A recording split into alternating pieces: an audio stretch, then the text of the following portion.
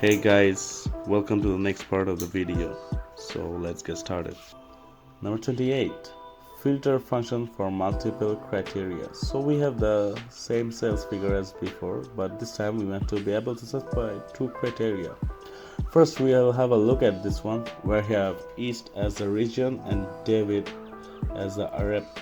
So we'll use the same function as before, equals filter open parenthesis, specify the array like so, comma, then we'll specify open parenthesis, the region column equals this value East, close parenthesis.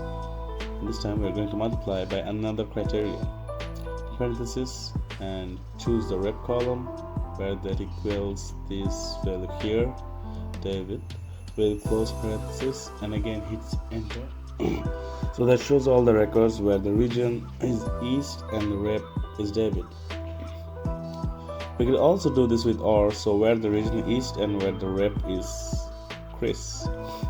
And to do that, we'll use equals filter, open parenthesis, choose the array, and then comma. The first criteria is open parenthesis, choose the region column that equals the value here,